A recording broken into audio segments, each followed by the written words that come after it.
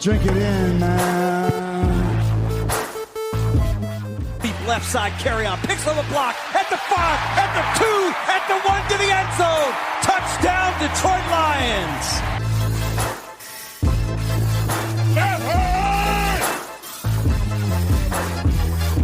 Drink it in, man.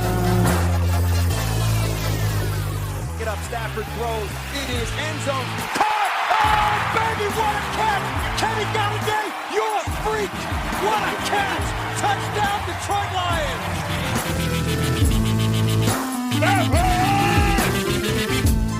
Cornbread! I love the Lions! Say it with me! I love the Lions! Drink it in, man.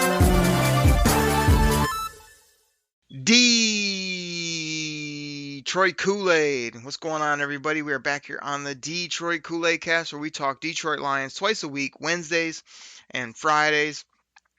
We had a fun show on Wednesday. We talked about a big win against the Atlanta Falcons. Don't let anybody, especially a guy with the last name Valente or these people on the radio or national experts, tell you that wasn't a good win. Every win's good in the NFL, especially when both teams were loaded up, ready to go, especially when you win on the final drive. Oh, baby. We talked about the trade made by Bob Quinn, picking up Everson Griffin for a conditional 6th, maybe even a 7th round pick, whatever it is. It doesn't matter. He's a pass rusher. And we also turned on the tape. Me and Griff could kind of watch it through, talked about some things, tried something a little different on the show, so that was fun as well. So Griffco, we're here on a Friday. I mean, I'm real curious what the weather's going to be like. I mean, I don't know if you got that handy, but I just wonder what it's going to be like as it's getting a little bit more chilly here in Michigan. And then, I'm just glad it's Friday. I don't know about you. How you doing, buddy? Oh, man, it's Friday. I'm doing good. And like you said, it's going to be a little cold this weekend. I mean, tomorrow is Halloween, so everybody's going to dress up as something. I'm going to dress up as a nice guy watching college football in my easy chair. So you can find me doing that, and having a bowl of candy outside for the kids. Say, please take one, meaning one handful, which I'm okay with because the quicker I get rid of it, the quicker I can shut my front porch light off. And then, get to gain an hour of sleep, because we get to turn back the clocks here in Michigan, fall back, gain that hour, then watch the Lions on Sunday. So once again, TGIF. Thank God it's Friday. Oh, unbelievable. Hey, Griff, a couple quick follow-ups, as you might say. When's the clock go back? Because I never know. When's that happen? Saturday night. Okay. And then, so you also happen to mention a big thing that happens on Saturday, and that's the University of Michigan versus those Sparties. I mean, how do you see that one going down? I hear people predicting blowouts 52-10 and stuff, but I think this game's going to be much closer. Those teams always, seem to play close, but I'm going to pick the Wolverines in this one, taking this one probably 27-10.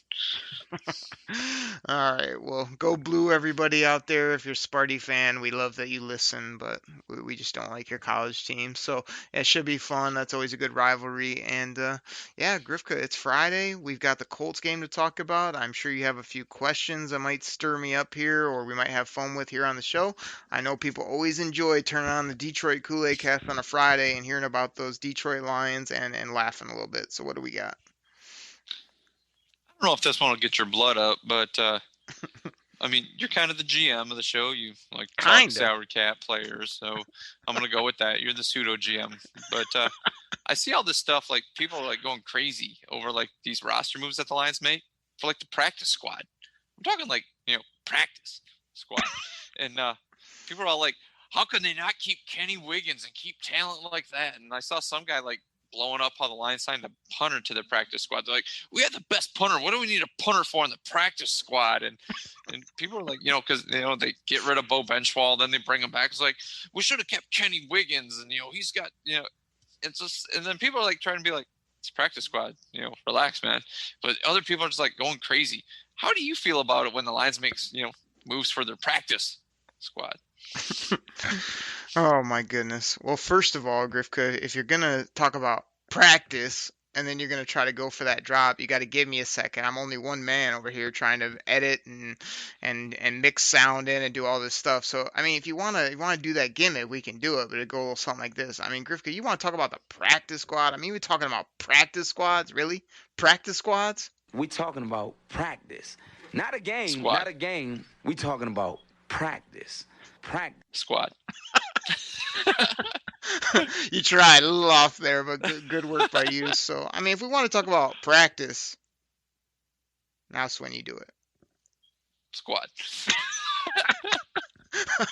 I mean, if we're going to do that, I mean, gosh, I kind of fall in the middle because sometimes I don't understand what they're doing. I mean, I think I went on my rant against Benny Blades about how unimportant special teams is. Yet all you hear about is how important and how many roster spots and how many, get this guy on the practice squad. He's a good special team, all that garbage. There's also the things where you think it's developmental, like put a guy there so he can learn and he can sort of get up to speed and then he'll be good. But a lot of times that's where guys go to die. So I don't know, I guess I just don't have a great feel for it. I mean, if I had my practice squad, I'd be having like, elite athletes or people that are just home run type hitters where they're either going to be incredible or they're going to wash out of the league on my practice squad, trying to find those lottery tickets. But I mean, I agree with the people who are like, well, why you got a punter on there, when we already have a punter and it's like, well, if our punter gets hurt, he'll be in the system and he'll be ready. It's like, he's a punter, bro. You can go find somebody that can punt the ball and be ready by Sunday if you pick him up on a Saturday afternoon. I mean, it's not that difficult. So yeah, he's not picking up a playbook. yeah. I don't understand those. I don't understand tucking away a long snapper, even though like the guy that we had in camp got all this pub. And people were like, oh, you might want to keep him on the practice squad because other teams might want to pick him up. I'm like, long snapper, bro. It's just like, some of these insignificant positions, but I do understand why you might keep like either offensive linemen or guys that get hurt a lot, like corners or, impact skill players on the practice squad. So it's just a weird thing, like the one thing, as much as I love like salaries, players, draft, all the stuff, I still don't have a finger on some of the moves NFL teams make, why they get rid of guys, why guys get picked up, why the Lions just recycle people over and over again. Like, I don't know, who's a guy that they might have bring back a time or two in the past, Grifka? Oh, this guy was on speed dial. We're talking flu. Whenever somebody got hurt, he was the first one to show up. He was waiting outside. Flu, baby. He was like that Seinfeld where like Jerry gets bumped down the speed dial from like number 4 to number 6. Flu was number 1, baby. Like, you didn't have to lift up that little plastic thing with a pencil to change his name. It was just put Flu at number 1 in pen on the speed dial. That's all it was. Just FLU. That's all it said. Yep. Nobody knew. Dial him up. Hit number 1 again. He's coming back for the 18th week in a row, just in case. But yeah, I don't understand. They keep bringing back like Chris Jones, a corner, or some of these, bowling alley quality football players, and it's just like whatever, man. So I don't know. I don't put too much into it. I mean, this is the first year where I actually got the magnetic board out, where I'm trying to keep up with guys going up and down, practice squad, injuries, the different things that kind of GMs do. And I mean, like you say, it's a lot of back and forth, and it's also the one key elements we don't have is medical and kind of conduct. I feel like if we knew what these guys were health wise, as well as if they're, just not following the protocol or not, a good guy in the locker room, we'd maybe understand some of these moves a little bit more, why people get cut, why they moved up and down, what the team sees in some of these people. But I don't know. Sometimes I just shake my head, no doubt. Well, I know with like some players, sometimes like veteran players, some guy like Kenny Wiggins, where people are like, I got to keep that talent. And people are like, talent? It's one of those things. I mean, he's been around for a bit. And sometimes GMs will do this when you see it happen like in the preseason where, like 1 week, 2 weeks in, and one of those old Grizzly veterans get cut. Sometimes it's just kind of out of respect. It's just like, hey, you're not in our plans, but here we're gonna waive you. Maybe somebody else wants you.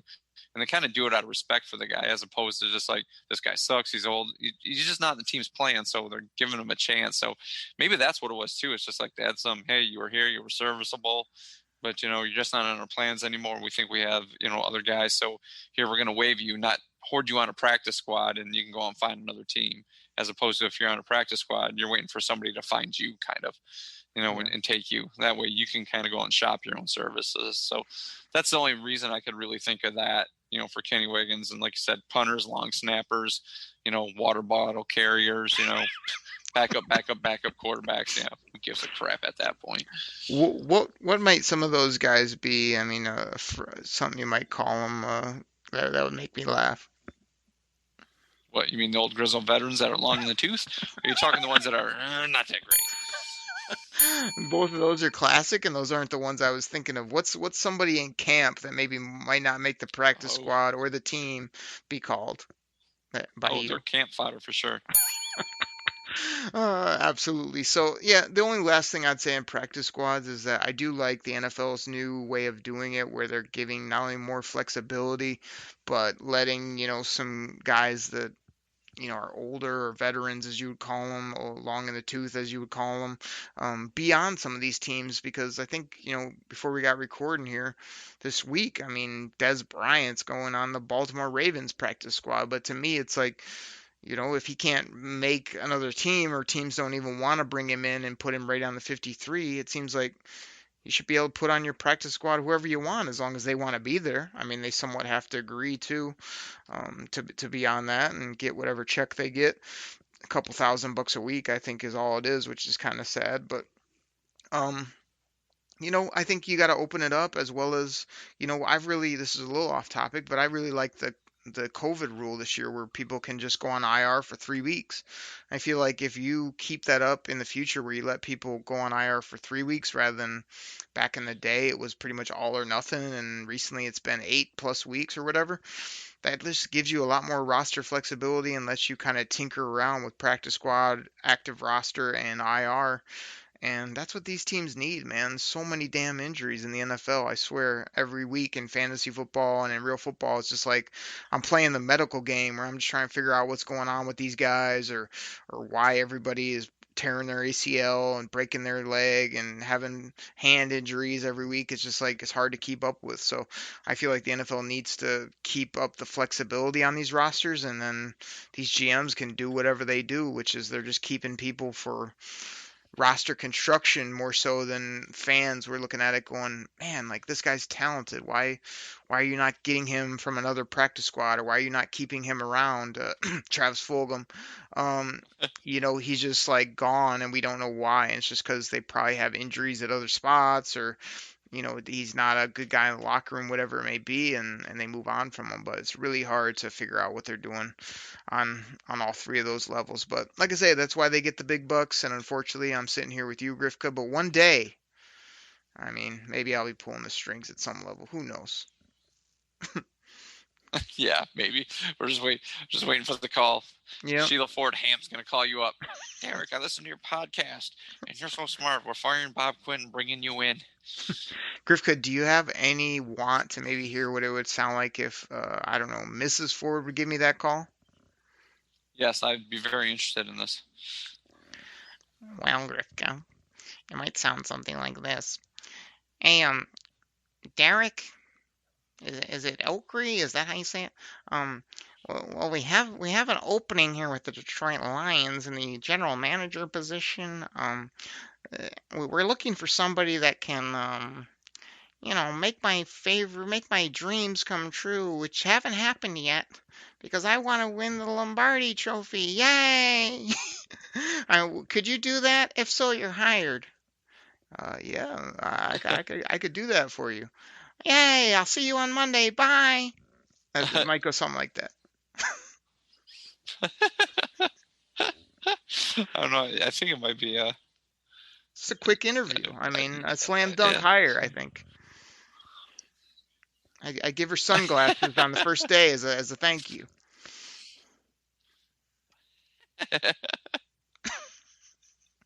That just cracks me up. I have no idea what to say at that point. Let's move on here. Yes. Before I don't want to bring up Miss Ford. But okay, let's keep moving on. My next question for you. He's played pretty well of late, and there's still times he gets burned here and there. But sorry, I can't do it as well as you. Is he, quickly becoming the Lions' number one cornerback? I don't, obviously I don't think he's going to be Deion Sanders or anybody like that, but I mean, I don't think he's, washout either. I mean, he's not Nevin Lawson or anybody like that. Is he the new Lions' number one cornerback?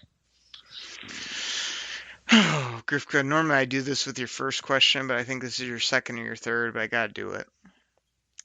Is this a real question, really, right now? Are you asking me if AOO baby is the number one corner on the Detroit Lions? Is that what you're asking me? Yes. Yeah, no, that's not a good question by you, Grifka, and here's why. Because you and others out there that like the Detroit Lions, you guys go week by week, day by day, who's the new hotness, who's somebody that you can latch on to. And yeah, right now, you've seen a lot from AO. He's getting targeted, he's making plays, he's playing decent. So what do you want to do? You want to go ahead and elevate him to the status that is just not only unrealistic, it's just not where he falls or where he should fall as a football player. Like, the guy's playing pretty decent, but when you say, is he our number one corner? Like, maybe number one by de facto because True's not out there, Okuda's not getting ready. Obviously, your boy who you shook his hand, Darius Slay, is gone. So, I mean, maybe in the depth chart you could put that, but like he's a number two, number three type corner in the NFL, and I'm totally fine with that. Like, again, I touted him to you in the draft process. I kind of had him as that second rounder. He went all the way in the fifth. Like, he can settle in really nicely and doesn't even have to start, doesn't have to play like he's playing now to really help this football team. But could he be a great number two? I think so. Could him and Okuda be a nice pairing in the future? Sure. But am I calling him a legit NFL number one type corner when it comes to ability or when it comes to longevity, more than just, hey, he's out there right now and playing the best out of what we have? No, he doesn't fit in that category. Come on now. Really? I mean, come on. He's making plays, making tackles. Like I said, he does get burned every once in a while, but I mean, he's playing better than Desmond Trufant, who's not on the field, and off injured Coleman, who's not on the field. So a number one corner is the guy that has like special traits, that has the ability to just lock up on number one guys all day. Like, you still see him get, now he turned around, but I mean, why'd I like him in college? He had a lot of length. He wasn't afraid to play some of the top guys, but you've seen him come up to the league, and I don't think they didn't play him basically his whole rookie year for no reason. So obviously he was having trouble there, and he's picked up his game, but we can't just take him from not playing until the very end of the season to elevating him to this number one type status. That's when you get yourself in trouble. That's like the sport we shall not speak of, when somebody pops up on the radar for 2 weeks and then you and everybody else wants to put him in the Hall of Fame or go get his jersey. Like, that's not how it works in the league. To be a number one corner, you got to be an elite talent. You got to have that speed. You got to have that swagger and ability. And I think he's a rung or two below that, as much as I like him. I mean, like I say, nobody's trying to get rid of him. I'm not trying to downplay his game. I'm just saying you're giving him not only too much credit, you're just putting him too high up on the radar because you see him out there playing a lot of snaps right now. I mean, if True's ready and Okuda gets better, he's already the number three, and we haven't even had Justin Coleman either. So in a real world, he could probably maybe be 3-4 on the depth chart and still be what the Lions haven't had for decades, which is a good backup, good backup depth at cornerback. That'd be great to have, and I think maybe we do when everybody gets right. But for now, he's out there balling, which is great to see. And just so you get the name right, Grifka, I mean, again, it's AO baby. So, I mean, that's okay. how it's done. Just do me a quick favor. Yeah. Next time, I mean, on one of your shows, with your Believe in Lines podcast with Mr. Benny Blades, one of my favorite lines of all time. Can you ask him about AO? If I once on a prior show compared him to Ray Crockett. I know you don't know who Ray Crockett was, but at one point he was on defensive back for the Lions. I really liked him. So can you ask him if AO is comparable to Ray Crockett? Because I just wonder what he thinks. Because once again, Ray Crockett wasn't an All-Pro or anything like that, but he was good, quick, defensive back on the team, and I think those two are very similar. And just ask him, see what he says. I'd appreciate that. I will ask Benny Blades about Mr. or your Warrior, just for you, Grifka. And there's nothing better than when Benny Blades breaks down a player in the defensive backfield or the safety position, because I mean, he doesn't pull any punches. He definitely wants to see these people actually hit like he did back in the day. So I will definitely do that. But before I do that, Grifka, I want to ask you again. I laugh every time when you compare a current Lion to a former Lion as if they're parallel or those are all your go-tos. Again, only a portion of our listening audience knows who Ray Crockett is, but Grifka, how's your comparison with Jelani Tavai and Chris Spielman working out? How's that working for you? Oh yeah, that's that's one of those things. Like if he's a poor man's Chris Spielman, he's like a poor man's Chris Spielman right now. I mean, this is like when you walk into, you're expecting Dr. Pepper and you walk in and you're getting a Mr. Pitt. Or, you want just a regular Coke. Like if you're in Atlanta and you want a Coca-Cola and you walk in, you're like, hey, can I have a Coke? And they hand you Royal Crown. Okay, it's just kind of how it is. Well, like you say, I mean, I've tried to support Tavai. He had a decent few plays against Atlanta, but I mean, like you said, that's a slap in the face to Chris Spielman. Grifka, I hate to say it, but Jelani Tavai is going to be at the old bowling alley before we know it pretty soon, shining up shoes. That's what I see from that guy based on what I see on Sundays. He's just a. I mean, if the ball finds him, he might be able to get you to the ground, but other than that, I haven't seen much of anything from this guy. Yeah, he spends a lot of time grasping air. Yeah, sad for a high second round pick. But anyway, what else we got here on a Friday? Let's do this before we break down the game, because I want to get your thoughts on this. Let's take a pause for the cause and pay a couple bills. Everybody, we'll do that. We'll be right back.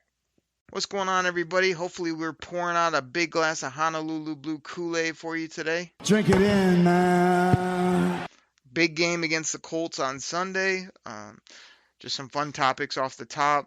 Really curious to see what Everson Griffin is going to look like once he gets rolling and gets going with the Detroit Lions. Obviously, he's got to go through some COVID testing and whatnot, so unfortunately won't have him for this Colts game, but I'm excited to see what he will bring, as well as, to me, this is a pivotal football game, Grifka. This is just it's that one where, man, if they get set back, that's going to be tough. If they can get the win and go on another little mini streak here, that'd really be big for this team. So what do you got? Well, the Colts are coming off a bye week, so they're going to be well rested. They have no real big injuries right now. And Jonathan Taylor in the backfield. I know Phillip Rivers, is another quarterback, and at one point there was talk like, them maybe trading for Matt Stafford, because Phillip Rivers, I mean, he's a little long in the tooth, and he's lost a little, zip on his arm. But what do you think about this offense? I mean, Detroit's coming off, their defense playing pretty well, but the Colts offense, I think it's kind of sneaky. What do you think about it? Well, Grifka, I did my homework here for the second or third week in a row, and I looked up some stats on the Indianapolis Colts. I mean, again, my whole time as a football fan, like, people may laugh at this, but like when I'm doing fantasy football, I'm going by feel. I'm going by guys that I feel have game. Don't love to dive into the numbers a ton, but as I've been doing work with Pro Football Focus as well as just on this show, I like to dive into the numbers a little bit. So when you're talking about their offense, if I have it right here, I believe, I think they throw for around 265 yards a game or so through the air. Philip Rivers, the old gunslinger, the real old gunslinger nowadays. 7 touchdowns, 6 INTs. That sounds about right for Phil Rivers. He will throw some crazy passes either down the field or right in the bucket, and he will also throw it to the other team as well. So, I mean, you got that when it comes to the passing game, and then they had Marlon Mack go down early, so now you're looking at Jonathan Taylor coming in here. Has all the skill set, a guy that you wanted the Lions to take. They went with DeAndre Swift, and I think that's worked out well for the Lions. I do think Jonathan Taylor would be a really good pro. He seems like he's kind of hit or miss a little bit this year. I think he's around the team as a whole, kind of in that 3.6 yards per carry, only 5 rushing touchdowns for the year. So, I don't think they're dynamic. I think the Colts have tried to get a lot of receivers that either haven't worked out yet or haven't come along. You have T.Y. Hilton there, who's, gosh, every year before this year, he seemed like a fantasy darling and would always kind of find ways to get deep and have those crazy 200 plus yard receiving games, but he really hasn't done much. They went and spent a draft resource on Paris Campbell from that team down south. They picked up Pittman this year. He's been hurt. They have another receiver too that's in that similar mold that's escaping me, that kind of is like that big slot or a guy that they can move around, and they just haven't hit on really any of these receivers. They have a mismatched tight end group when you're talking about Jack Doyle, Burton, who just came back, and then Mo Alley Cox. I mean, none of those guys scare me. So, nothing on the offense of the ball really scares me. It's just more their defense that I'm kind of circling a red pen of having to find a way to get points against, because I think we can go point for point with this Indy offense. Yeah, it can be one of those things like where I think Philip Rivers can still be the guy that kind of pick apart a defense, but you're right, he can get a little careless with the football every once in a while, and he can throw it to other teams. When I used to do fantasy football, he was always one of the quarterbacks I really liked, because he would throw up mad yards one game, and then he'd throw for like 150 yards and 4 picks, and that would drive me crazy. But I think the Lions are going to have to play solid once again, try to disguise some stuff. I think they're going to still have to run a little more zone, even though you mentioned how the Colts are still trying to. They just don't seem to have those wide receivers that really, really scare you. So, the defense is going to have to play hard, but this is going to have to be one where this team's Colts are rested, and they have 2 weeks to prepare for this. So, they can't take this team lightly. Griffin, just so we get it right for the people, when you say when I used to play fantasy football, when you used to draft Phil Rivers, let's let the people know that's probably 8+ years ago now, right? Yeah, that was a long time ago. So I wasn't taking Philip Rivers last year. That shows how bad Philip Rivers is and how much of an old man you are, that you gave up on something as fun and as enjoyable as fantasy football to the chagrin of everybody in the Detroit Koolaid Cast League that I have a bunch of fun with. So, and when Philip Rivers throws up a ball in the game on Sunday, or just in his overall career, I mean, most of the time, almost half the time, people are saying this: "What the hell are you doing?" The other half the time, they're saying this. Woo! One or the other with this guy, so we'll see what happens. I always liked his moxie, but he's a couple years past his time, and gosh, it'd be nice if the Lions could just get after him, get him off his spot, as well as deal with some of these receivers. I do think Frank Reich as a coach too is a little bit of a sneaky coach. He always seems to have something in his back pocket or find a way to get guys open and things like that. So he might have that going for him as well. But I mean, like I say, the Detroit Lions defense is rolling. There's no big crazy stars you got to look out for. I mean, the biggest thing, like I said, I kind of brushed by Jonathan Taylor, but if they can keep him in line like they have the last 2 weeks and not let him get a crease and go 80 yards, I think that's going to bode well for this in this game for the Detroit Lions. So we'll see what happens. Yeah. Well, I think you do fantasy football, and I have other friends that do it, and they were talking about how good the Colts defense was, and they just by seeing some of their highlights and watching a little bit of their games here and there, they do seem to have a very stout defense this year. I'm not talking, the old Steel Curtain or the old Baltimore Ravens or anything like that, but their defense does look pretty solid.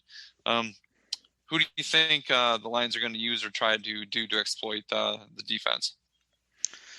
Well, I owe you 2 Grifka bells because I couldn't get to it in time. That's for your old team references. I'm sure you were going for the Trent Dilfer-led Ravens as well as the gosh, I don't even know like what the Bettis Steelers are back. You probably go back farther than that, to be honest. I'm talking like the Terry Bradshaw Steelers. I ain't talking the Bettis Steelers. Gosh, you love yourself some Terry Bradshaw. I called him a clown last week. I probably hurt your feelings, but that guy is freaking horrible on TV. But anyway, you probably love Steve Young, so.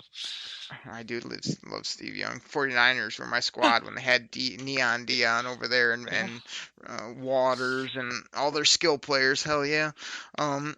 But no, like looking at this Colts D, I mean, to me, I didn't get a chance to check their injuries. I feel like Leonard, their nasty linebacker, has had some injury issues this year, but I mean, I looked at it like they got a good pass D, man. They got like under 200 yards passing per game was kind of where I was at with it, as well as they're not giving up much in the run either. Like I think it was around under 3.5 per carry, something crazy like that. They're only giving quarterbacks like 61 type percent in completions. I mean, those are some crazy numbers. Like 80, if I got it right here, I think on my sheet, like 88 rush yards a game. Really? Like I mean, when I looked at those numbers, I mean the Lions can get away without running. So like when I see 88 yards a game, I'm kind of like, yeah, even if the Lions run for under or over that, they still have a chance. But 199 passing, I mean, we usually don't have a chance unless Stafford's going for 250 to 350. So they're gonna have to find a way to throw it. I mean, do you know any corners on the Indianapolis Colts, Griffith? I'm just curious. Oh, I believe they have like probably one of the best corners in the game, and that's Rock Ya-Sin. Is he starting, Grifka? Because I know you love him because of his name only, but is he playing good football over there for them? Did you do any actual research, or you just show up and hit record? No, he's doing pretty average right now. He's not the stalwart defensive back that I thought he would be. but I mean, give the people the name one more time, because that still is one of the top 10 names of all time. Rock Ya-Sin.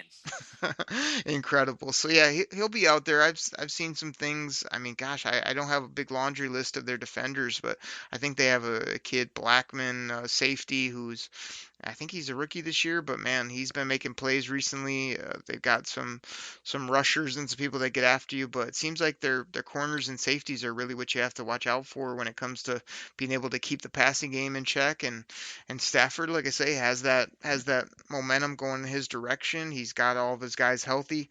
There's no reason that we shouldn't be able to top that 200-yard mark pretty easily, but they're going to have to find a way to continue to put points up and be good in the red zone and all the stuff they've been doing. And if they can do that, I don't see why this isn't a game. I think I saw before we were recording this week that there's like no experts early on this week that were picking the Lions. It was 100% for the Colts, 0% people picked the Lions. It's like, really, we're at home, which again means nothing really in 2020. We are coming off a 2-game win streak. Yeah, the Colts are coming off a bye week, but I don't think this sets up as some big mismatch in my opinion, but maybe I could just be, I don't know, doing this. Drink it in, man. Maybe it could be that Detroit Koolaid talking, but I'm not looking at this as some big mismatch. What about you?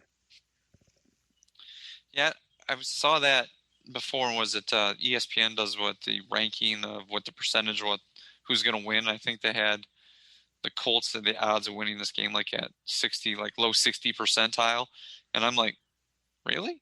I mean, didn't the Colts like lose to the Jags or something like that? I realized it was like the first game or something, but still, I mean, this team isn't the Colts of Peyton Manning and whoever was on those teams or whatever. I mean, come on, man. This ain't some big mismatch. And yeah, I think Frank Reich, like you mentioned, is a good coach. And I think the Colts defense, is pretty stout. But Lions are at home, 2 big momentum wins on the road, coming back home to a cardboard cutout filled stadium, so it's going to be a good game. Grifka, that was the antithesis of repeating everything I said, just in your voice and in your mannerisms, but just basically every point I just said. So, yeah, good work. Yeah. Well, sorry, I want a little more than I agree with you. Unbelievable. Yeah. I think sometimes people want my point of view, and yeah, I'm throwing my hat in the ring just in case something happens to Bob Quinn. Yeah, but your hat in the ring can't be the exact thing that I just said. I mean, that's not a take. That's not a hot take. That's you just saying everything I said in Grifka speak, which was you mixed in a couple realies, you had a couple gimmick lines. I mean, but it's the same thing I just said. So anyway, I thought it was funny, so it was good for that. Yeah. Everybody, if you didn't hear me, you got it twice there. So there you go. There you go. So what guy on the defense do you think could have a big week for the Lions against the Colts offense, and what guy on the offense for the Lions do you think could kind of explode this week? Offense and defense. I mean, I feel like Tracy Walker started out slow, then he had a couple good games. I feel like he was a little hit or miss in Atlanta. I mean, there were plays I liked from him, and there was a couple times, especially from where we were sitting. I won't forget it, man. There was a play where he kind of got down late on Calvin Ridley in coverage. They were kind of moving around a lot, and Calvin Ridley turned Tracy Walker inside out, upside down. He went like two ways. Tracy Walker turned around twice, fell down.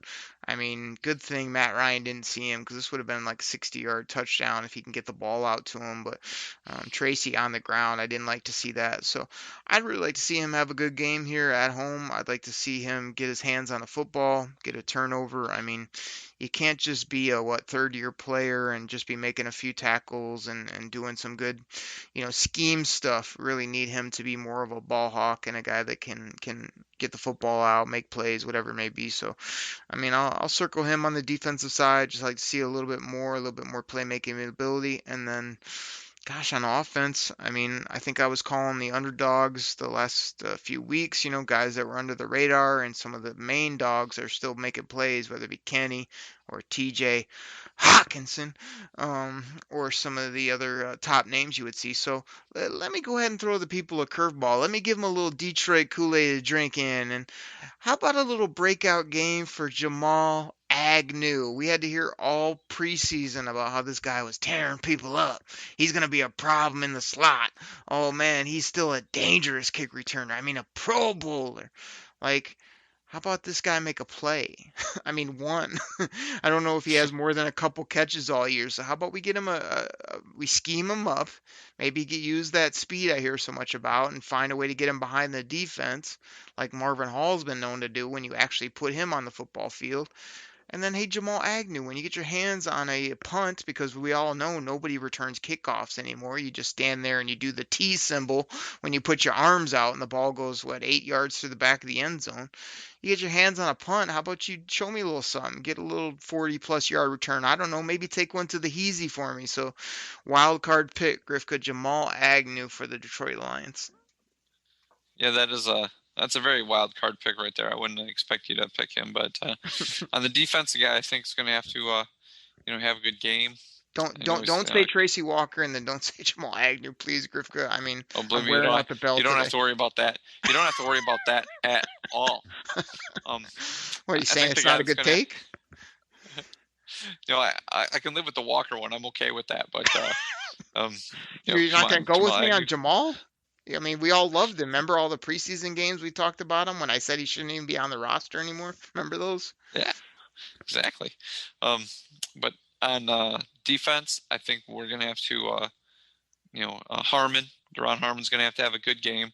Simply because they're going against one of those quarterbacks, seen an awful lot, can throw the ball around. He's going to have to get that defensive backfield set up for that, ready to go.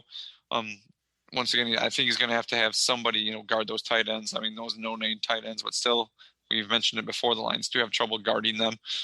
On offense, think the guy that's going to have to ball out, was going to say, oh, Kenny Golladay. But no, I think it's going to have to be Marvin Jones again.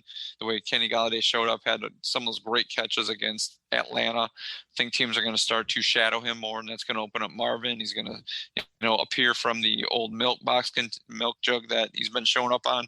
And he's going to show up on the field. He's going to have a big game for the Lions this week. I like it. 2 good selections by you. I'll drink it in. Drink it in, man. Let's do this, man. Give me a final score for this game before we get out of here on a Friday. Grifka, I've been in the ATL. I've just been getting home. Busy work week. I haven't put my head around it, but I'm going to give you a live score here. Let me dial it up in my head. Hold on. Beep, bop, boop, bop, beep. Give me, I've been predicting a lot of big scores for the Lions. Let me trim that back a little bit. Let me give you a classic 24-17 win for the Detroit Lions. They don't do anything crazy, but they still get a few Matt Stafford touchdowns, find the touchdown in the run game, as well as a field goal by Matt Prater. And let's just give the Colts, let's have them struggling, and just putting up just 17. No big runs, no big nothing. Just another nice performance. A nice comfortable win for the Lions at home against a game nobody's predicting them to win. But I think why not just go get this one and then really set yourself up when you go to Minnesota, Washington, Carolina, Houston, Chicago. Let's go ahead and make that run. So here we go. So score did you give? Did you not listen the whole take? 24-21. I said it twice. 2-4 for the Lions.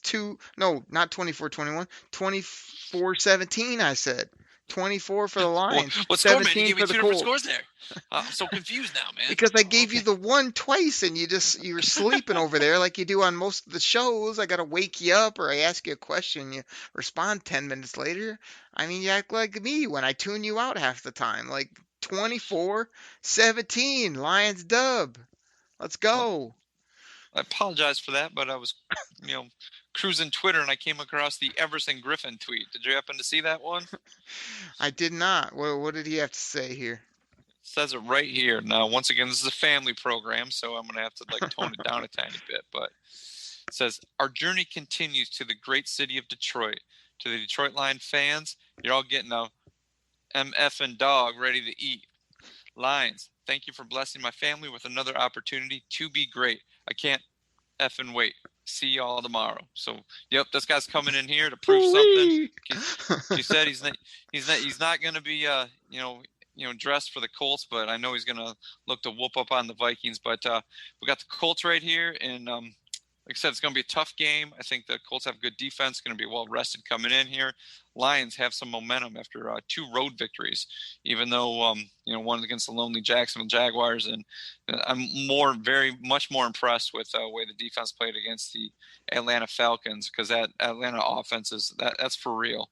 So I'm going to go with this one. Gosh, it's like I was thinking about it. I almost want to pick the Colts to win because it seemed like that's when the Lions win, when I pick the other team, and it might be a tradition I have to start because I seem to be the jinx for the other team. So what I'm going to do, and in case they do lose, I'm not going to say, hey, look, I told you. But, yeah, I'm going to continue with that jinx till it fades because that's what people who play sports do.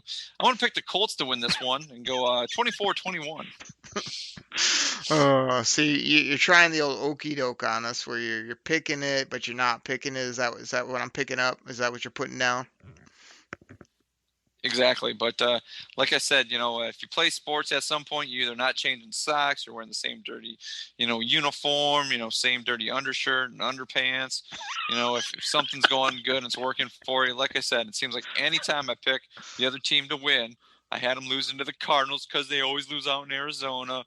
Had them like, oh, Jacksonville, they play like crap in Jacksonville. And, and I was like, oh, they won that game and they were going to lose to Atlanta because of their offense. So I'm going to roll with that here too. It seems to be working. When I pick them to win, it's like, oh, they're going to kick the crap out of the junk Bears, which the Bears are still junk. Thought they would beat up on the Saints at home, but no, that didn't happen either. So yeah, I'm gonna roll with I'm the jinx for the other team. So we're going to go with that. All right. Well, we're going to let you get away with that, Grifka, today. I'm also going to remind the people that Grifka only checks his Twitter every, once or twice a week. So we're recording a little bit early, but I'm sure most of you have already seen that tweet days ago. If you want to find Grifka on Twitter and send him a message and expect no reply, where can they do that, Grifka? I'm just curious. Well, that's at Grifka DKC. How many people, how many fans, how many interesting things do you think you'll put out this week so to interact and to just wow the people? How many things do you think might go out of your Twitter to the fan base there? I don't know. I average between 0 and 1 post a week, so something like that. Oh my goodness, Grifka, man, the people want to do this to your Twitter, but you don't fill up their cups. Drink it in, man. I mean, the Lions are on a 2-game win streak. You think you could put out something positive? You think you could give them something to laugh at? But nothing, Well, nothing coming from there. Let's do this. Oh boy. To our listeners, I will tweet something if you text something in. Okay, I don't care. That's what it is. I've been in Twitter battles before. People thought I was an idiot. I'm okay with that. That's just my opinion. I'll live with that. But please, if you text us in or even call into the line, which is 989-272-3484, I promise you, I will not rip on you. I can't speak for my buddy Derek, but I will not. And I will post something on Twitter saying, hey, thank you for calling in. I would like to respond to your question. Grifka, let's double down on that. If somebody sends you a Lions-esque question this week, here we are on the Friday show. Let's say Friday, Saturday, they shoot you a message, want to ask you a question, maybe even use a gimmick line of yours. Will you respond to them and either answer their question or maybe give something interesting about the Detroit Lions? Would you do that? Yes, I will do that. Oh my good, everybody, go to @GrifkaDKC and just bombard him with messages. Ask him why he hates the Lions. Ask him, tell him he's not that great, or just ask him why he doesn't like TJ Hawkinson, because we're all still trying to figure out why when this guy's becoming a real good ball player. So definitely do that. Or better yet, please call into the hotline. Don't even call in, just text it in. I would love somebody to call, text in, and I'll be like, hey, thanks. I will put you out on Twitter. Even if you're not on Twitter, I will be like, Joe from Sanford, called into the hotline and said, hey, great show, or you guys are terrible. I don't care, and I'll be like, hey, Joe from Stanford, thank you very much for using the line. It does work. It's not just a Campbell soup, in a string. Okay. Grifka, it's actually my bad because we have had a few call-ins that I haven't had a chance to get on, and I like you say, I got to do better, as well as we've had some, what did we have? We had some call-ins. We had some people that sometimes I'll put out on Twitter like, hey, you give me a score prediction and I'll retweet, or I'll, if you're right, I'll say it on the show. I've totally dropped the ball on some of that. So I got to step my game up, Grifka. I don't have the sound clip for that, but it goes something like this. Step your game up. Yeah, I got to do that for the show. We'll get it together. I feel like we're going to have calls. I mean, back in the day, remember we had LaFurgis Nuggets call in, which why anybody would deem themselves the name LaFurgis Nuggets, I have no idea. We have no idea who that is. He somewhat made us laugh. He also confused us with some crazy riddle rhyme that he said. We've had Conrad from Huntsville call up. I mean, Jim from Ann Arbor. We've had all these crazy calls come in, as well as just some classic Lions fans. Like I remember during the draft, and once we got either cooking on a season, like we just want to hear from you. I beat Grifka up because he's often, the Eeyore of the show about the Lions. But you call up, you got a beef with them, or you think they're not going to win, let us know. We'll respond to it. We'll definitely try to put it on the show. So, yeah, there you go. That's a good challenge, Grifka. Get some calls in here. Get some tweets from you. I'll continue to do what I do, which is be the workhorse of the show. Put the show out on Twitter. Put out interesting things. Retweet all the good stuff you see about the Detroit Lions. Ignore all the haters that want to tell me how bad they are and that they'll never win because they never won. I'll definitely just bruise by those tweets, no problem. But, yeah, we'll have some fun here. And if the Lions can keep winning, I mean, helps the show, helps the fan base, helps everything we're trying to do here on the Detroit Koolaid Cast. So sounds like a plan. Grifka, there's only one thing left to do, and that's to ask you simply one more question, and that's this. Do you have anything else? for the people? Nope. Grifka kind of let us down, but didn't let us down. Like, we're waiting for that day when he's going to drop knowledge on us, yet he continues his streak of, I think, like 2.5 years of having nothing to end the show. So everybody gets a kick out of that. And like I say, another fun episode. Talked about the Colts, talked about a lot of different things. Grifka brought some interesting questions, which is always good. And definitely hit him up on Twitter at Grifka DKC. Everybody will be back next week, Wednesday and Friday. Again, you can also catch my Believe, BLEAV, and Lions podcast, which drops Thursday. So Wednesday, Thursday, Friday, you get Lions content. And yeah, we got big game Sunday. We'll be back here next week talking all about it. Everybody, take care. Drink it in. Drink it in, man. And we'll catch you next week right here on the Detroit Koolaid Cast. Take care, everybody. We are out. Pack the bag, start the plane. This game is over. It is over. What a comeback by the Lions. Drink it in, man.